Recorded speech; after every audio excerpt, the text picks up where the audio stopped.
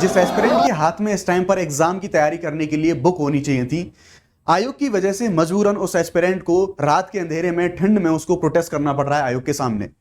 MPPCS के aspirants के लिए अगर हम बात करें तो उनको मजबूर होना पड़ रहा है इस प्रोटेस्ट करने के लिए। आयोग की नाकामी की वजह से, आयोग की लेट लतीफी की वजह से, आयोग में करप्शन की वजह से ये जो प्रोटेस्ट है काफी ज्यादा बढ़ता हुआ हमें देखने को मिल रहा है। ये जो राज्य स्तर पर काफी बढ़ता हुआ प्रोटेस्ट अभी हमें देखने को मिल रहा है। क्यों हो रही हैं सारी चीजें?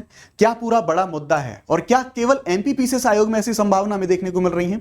ये सारी प्रॉब्लम हमें देखने को मिल रही हैं। नंबर ऑफ सीट्स के बारे में बात करेंगे, 87-13 के फॉर्मूले के बारे में बात करेंगे, साथ ही साथ यूपी और बिहार जो आयोग है वहां पर भी अभी रिसेंटली हमें कुछ ऐसी समस्याएं देखने को मिली हैं। तो ऐसी बात नहीं सिर्फ एमपी के जो परीक्षार्थी उनके साथ में ऐसी समस्या है, लेकिन बिहार और यूपी के परीक्षार्थियों ने इन समस्याओं के लिए अपनी हक की कैसे लड़ाई लड़ी। साथ ही बिहार में अभी भी जो हमें प्रोटेस्ट देखने को मिल रहा है। तो ओवरऑल इस पूरी समस्या को समझने की, जानने की हम कोशिश करेंगे, डिटेल से इस समस्या को हम जानने की कोशिश करेंगे। पहले मध्य प्रदेश के बारे में बात करते हैं। नमस्कार, मैं हूं आपका दोस्त Shubham Sisodia. Let's crack UPSC CSE Hindi पे आपका बहुत बहुत स्वागत है। दोस्तों, इस मुद्दे को पूरा हम देखें, आगे बढ़ें, उससे पहले आपके लिए कुछ जरूरी इंफॉर्मेशन है, उसके बारे में हम बात कर लेते हैं। अनअकैडमी ने अपना 9वां जन्मदिवस अभी सेलिब्रेट किया है और इसी सेलिब्रेशन के टाइम पर अनअकैडमी ने अपने अभ्यर्थियों को एक मेगा ऑफर को यहां पर लाइव करा है।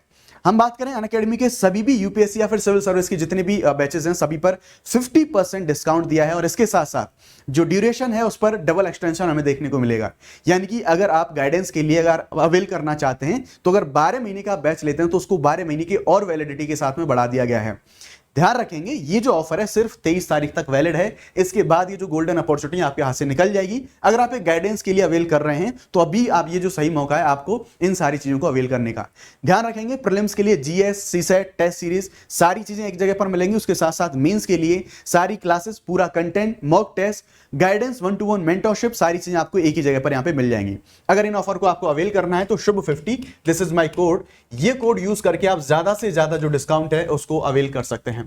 इन सारे कोर्सेज के बारे में जो ज्यादा जानकारी है वो इसी वीडियो के डिस्क्रिप्शन में दी गई है, जाके आप सारी जानकारी हासिल कर सकते हैं। शिखर 2026 बैच हिंदी के लिए लाइव हो चुका है। आरंभ 2026 बैच इंग्लिश के लिए लाइव हो चुका है। उसी प्रकार से इग्नाइट बैच 2026 के लिए ये भी लाइव हो चुका है और जो आगाज 2027 ये फाउंडेशन बैच होने वाला है।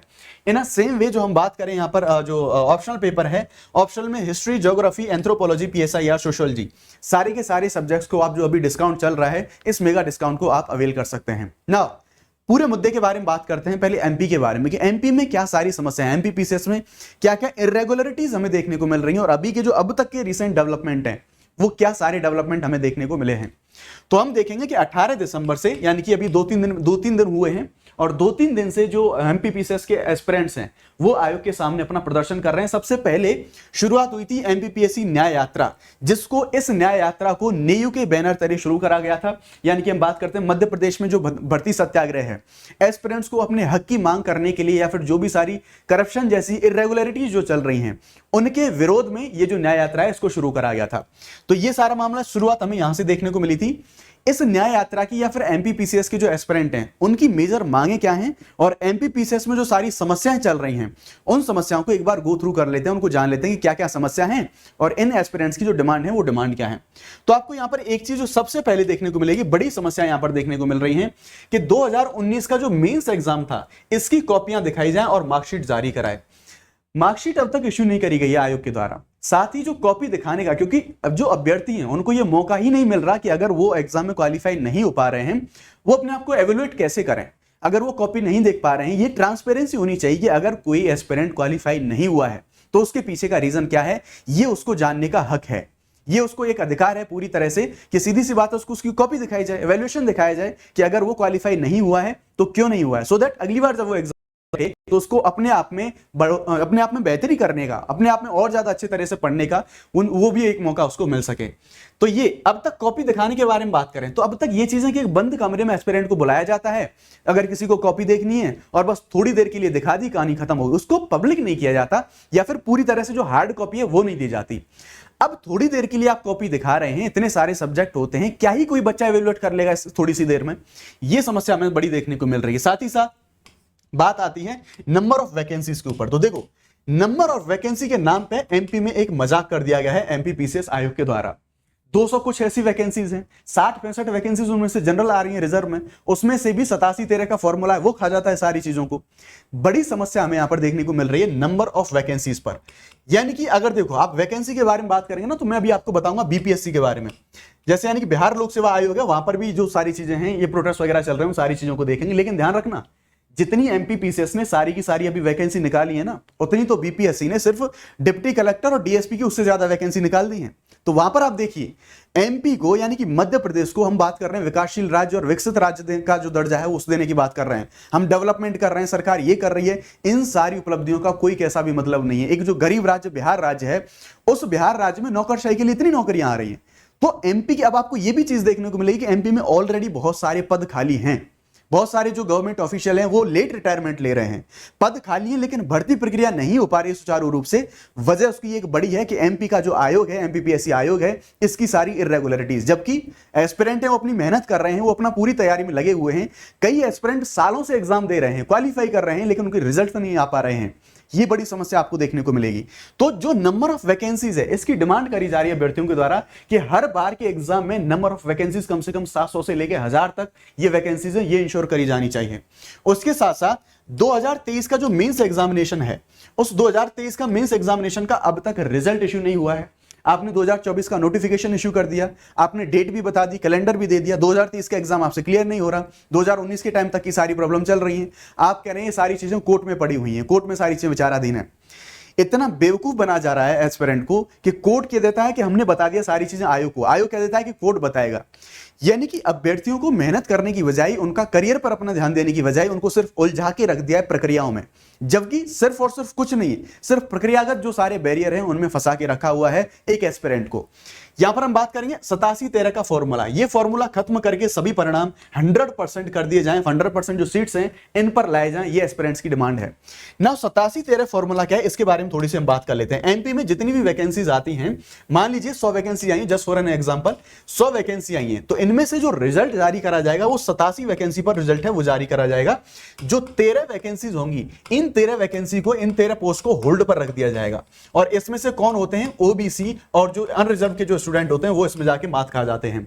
तो ये भी एक बड़ी समस्या देखने को मिलती है। यानी कि 2019 के बाद से ये सारी समस्या देखने को मिलेगी। जो रिजर्वेशन की बात करी जा रही है यहां पर, ये जो मॉडल पूरा एक अजीब ही पूरी घटना, किसी राज्य में ऐसी कोई कंडीशन देखने को नहीं मिलती, लेकिन एमपी ने यहां पर इस मॉडल को अपनाया हुआ है, जिसकी वजह से ये काफी बहुत प्रॉब्लम का सामना करना पड़ता है। एक ही एस्पिरेंट कई साल वो नियुक्त हो रहा है, वेटिंग में है, होल्डिंग पे, ये बड़ी समस्या का सामना करना पड़ रहा है इन लोगों को। तो एक सिंपल, क्यों ना चीजों को, सारी चीजों को सिंपल रखा जाए कि जितनी सीट है उन पर आप एग्जाम कराइए और सारी 100% सीटों पर रिजल्ट इशू करिए। तो ये भी एक डिमांड करी जा रही है अभ्यर्थियों के द्वारा, जो कि पूरी तरह से जायज है। आगे अगर हम बात करें तो यहां पर एमपीपीएससी की भर्ती में सुधार की मांग और भी है। जैसे प्रारंभिक परीक्षा में यूपीएससी की तरह एक भी सवाल गलत नहीं होना चाहिए। आप अगर एमपीपीएससी का एग्जाम उठा के देखेंगे ना, तो आप 5-6-7 साल का एग्जाम उठा के देखिए प्रीलिम्स का, कम से कम 6 से 7-8 क्वेश्चन हर बार आपको प्रीलिम्स में गलत देखने को मिलते हैं। आप एक चीज समझने की कोशिश करिए, एमपीपीसीएस का क्वेश्चन पेपर ऐसी बात नहीं है बहुत बड़ा, ऐसा कोई दुनिया का बड़ा बहुत खतरनाक पेपर बना दिया जाता हो। एक आसान सा, एक साधारण सा क्वेश्चन पेपर बनाया जाता है, आपसे एक बार में सही क्वेश्चन पेपर नहीं बनाया जाता। ये इतनी बड़ी समस्या हमें देखने को मिलती है। हर बार 6 से 7-8 क्वेश्चन गलत देखने को मिलते हैं, फिर क्वेश्चन डिलीट करना, सभी लोगों को उस क्वेश्चन का लीवरेज, बड़ी समस्याओं का सामना करना पड़ता है। यूपीएससी की तर्ज पर क्वेश्चन पेपर हो कि एक भी क्वेश्चन, किसी प्रकार का कोई क्वेश्चन गलत नहीं आ सकता, ये लेवल होना चाहिए। नेगेटिव मार्किंग शुरू करी जाए, सो दैट जो कट ऑफ है वो बहुत ज्यादा कई बार हाइक होती है, कट ऑफ को मेंटेन रखा जा सके, नेगेटिव एग्जामिनेशन का जो एग्जाम का स्टैंडर्ड है वो बनाया जाए सीजीपीएससी की तरह। यानी कि जो मेंस एग्जामिनेशन में मेंस की जो कॉपी चेक होती है, उसमें जो छत्तीसगढ़ जो लोक सेवा आयोग है उसका जो मॉडल है, उस मॉडल को अपनाया जाए कॉपी चेक करने के लिए। और साथ ही साथ जब मेंस की कॉपी चेक हो जाए तो अगर कोई एस्पिरेंट डिमांड करे तो उसकी कॉपी भी दिखाई जानी चाहिए, वो भी प्रॉपर तरीके से। इंटरव्यू में अभी जो ज्यादा मार्क्स हैं इनको हमें कम करना होगा, या फिर डिमांड है अभ्यर्थियों की कि इनको कम करना चाहिए। इससे क्या है कि जो करप्शन का स्कोप है वो करप्शन का स्कोप कम हो जाएगा। जैसे इंटरव्यू में कुछ ऐसी धांधली देखी जाती है या फिर ऐसे कोई गठजोड़ के माध्यम से इंटरव्यू में नंबर बढ़ जाए। हालांकि आयोग ने अभी एक स्टेप लिया है जो पर्ची के माध्यम से इंटरव्यू के जो बोर्ड है वो अलोकेट करने का, ये एक अच्छा कदम है। लेकिन अगर नंबर और कम कर दिए जाए तो ये चीज और बेहतर हो सकती है और ज्यादा पारदर्शिता सुनिश्चित करी जा सकती है इस भर्ती प्रक्रिया में। देन इंटरव्यू के दौरान उम्मीदवारों के नाम, यानी कि जब भी इंटरव्यू हो, ये डिमांड करी जा रही है कि जब भी इंटरव्यू हो, इंटरव्यू में उम्मीदवारों का ना नाम दिखाया जाए, ना कैटेगरी, ना कोई जाति, और उस इंटरव्यू की पूरी वीडियो रिकॉर्डिंग होनी चाहिए, ताकि जो चीजें हैं सारी पारदर्शिता के साथ सभी के सामने चीजें जो है पूरी तरह से पब्लिक रखी जाए। सरनेम हुआ, कैटेगरी हुई, नाम हुई, इन चीजों को रिवील ना करें, लेकिन आप जो सारी चीजें हैं, जो पूरा इंटरव्यू का जो पूरा प्रोसेस है, उसकी वीडियोग्राफी भी आप करवाने की कोशिश करें। अब हम बात कर लेते हैं, क्या सिर्फ एमपी इस पूरे मुद्दे से जो समस्या से ग्रसित है? तो आपको देखने को मिलेगा बिहार का 13 दिसंबर को एग्जाम हुआ था। सेम कंडीशन, यानी कि हर लोक सेवा आयोग में, राज्यों में जो परीक्षाएं हैं, आप जानते हैं कि हमारे कॉम्पिटिटिव एग्जाम्स में लाखों की संख्या में अभ्यर्थी इसमें भीड़ में शामिल हैं, इस दौड़ में शामिल हैं, अपने करियर को बनाने के लिए, इस देश में अपनी सेवा का कंट्रीब्यूशन देने के लिए। लेकिन इनके साथ एक तरीके का मजाक किया जाता है आयोग के द्वारा। 13 दिसंबर को बीपीएससी का एग्जाम होता है, वहां पर भी हमें देखने को मिलेगा कि जो एक सेंटर पर, या फिर छात्रों के द्वारा तो आरोप है, कई जगह पर इरेगुलरिटीज देखने को मिली है कि वहां पर भी जो क्वेश्चन पेपर है वो लीक हुआ, और 13 दिसंबर से अब तक वहां पर जो प्रोटेस्ट है वो भी चलने में आ रहा है। हालांकि री एग्जाम वहां पर हो रहा है, वो भी एक सेंटर पर, लेकिन छात्रों की डिमांड है कि वो सारे सेंटर पर होना चाहिए। वो भी चीजें हमें देखने को मिल रही हैं। इसी तरह से उत्तर प्रदेश लोक सेवा आयोग, वहां भी नॉर्मलाइजेशन जैसी समस्या हमें देखने को मिल रही है। इस चीज के लिए वहां भी प्रॉब्लम देखने को मिल रही है, वहां भी क्लैरिटी नहीं है।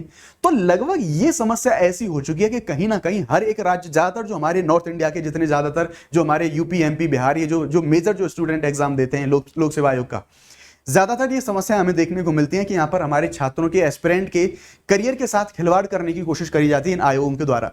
अब जब छात्र अपने हक की मांग करें, ठीक है, अपने लिए लड़ाई लड़ें, एक तो मेहनत करनी, एक तो पूरे कंपटीशन में लड़ाई लड़नी, उसके साथ साथ जब वो अगर वो धरने पर जा रहे हैं या फिर अपनी मांग कर रहे हैं आयोगों से, तो आयोगों के द्वारा ये जो प्रशासन है, प्रशासन के द्वारा जोर दिखाया जाता है। जैसे एमपी में अभी ये चीज हमें देखने को मिलती है। एमपी में जो स्टूडेंट और जो टीचर्स के द्वारा धरने में जो बच्चों का सपोर्ट किया जा रहा है, उनको धमकियां मिल रही हैं। बच्चों को बोला जा रहा है या तो प्यार से चले जाइए, कोचिंग संचालकों को बोला जा रहा है या तो प्यार से चले जाइए, नहीं तो डंडे पड़ने वाले हैं या फिर आपके ऊपर कार्रवाई होगी। एक तरीके से ब्लैकमेल करने की कोशिश करी जा रही है। तो ये बड़ी समस्याएं देखने को मिलती हैं। ये जो हमारे छात्र हैं, जो एस्पिरेंट हैं, इस देश का फ्यूचर हैं, इनके साथ खिलवाड़ करके आप आगे चीजों को, इस देश को आगे नहीं बढ़ा सकते। आपको इनके हित में इनकी जो मांग है उनको सुनना पड़ेगा, और एक ना एक दिन आपको सुनना पड़ता है, चाहे आप प्यार से सुन लो, चाहे अन्य माध्यमों की सहायता से आप सुन लो। तो बेहतर ये होगा कि जो एमपीपीसीएस में जो छात्र डिमांड कर रहे हैं, दिन रात वो अपने हक की लड़ाई के लिए वहां गेट के सामने धरने पर बैठे हैं, आयोग को इन सारी चीजों के बारे में सुनना होगा। अगर और भी कोई अपडेट, मेजर अपडेट इस एग्जाम को लेके आती है या फिर आयोग कोई अपडेट देता है, तो डेफिनेटली वो न्यूज आप तक जरूर पहुंचाई जाएगी। ये चीज आप ध्यान रखें, अगर आप यूपीएससी या फिर किसी भी सिविल सर्विस एग्जाम के लिए आप प्रिपेयर कर रहे हैं, तो आपको पता होगा कि द हिंदू न्यूज़पेपर एनालिसिस आपके लिए कितना ज्यादा जरूरी होता है। इस द हिंदू न्यूज़पेपर एनालिसिस के माध्यम से हम जो हिंदी मीडियम और इंग्लिश मीडियम के बीच में एक जो बड़ा गैप है, उस गैप को हम फिल करने की कोशिश करते हैं। इसी चैनल पर सुबह 9 बजे मेरे द्वारा द हिंदू न्यूज़पेपर एनालिसिस होती है। करंट के साथ साथ स्टैटिक को भी हम समझने की कोशिश करते हैं, और हमारे सभी एस्पिरेंट के लिए हमारे जो फ्री इनिशिएटिव है, कहीं ना कहीं ये उनकी तैयारी में बहुत ज्यादा मददगार साबित होता है। सुबह 9 बजे आप इस द हिंदू न्यूज़पेपर एनालिसिस को इसमें जुड़ना ना भूलें, जरूर से जरूर इसको ज्वाइन करें। उसी प्रकार से सभी एग्जाम्स के लिए जो पॉलिटी और इंडियन कॉन्स्टिट्यूशन है, इसको भी कवर करा जा रहा है। शाम को 4 बजे ये क्लास होती है, तो आप जरूर से जरूर इन क्लासेस में, ये फ्री ऑफ कॉस्ट सारे इनिशिएटिव है हमारे, इन इनिशिएटिव में आप जुड़ना ना भूलें। सो आई होप ये इन्फॉर्मेशन आपको अच्छी लगी होगी। बाकी हाँ, आपका क्या एक्सपीरियंस रहा है आपके एग्जाम को लेकर, आप अपना रिव्यूज कमेंट में ड्रॉप कर सकते हैं। Thank you very much, let's crack it.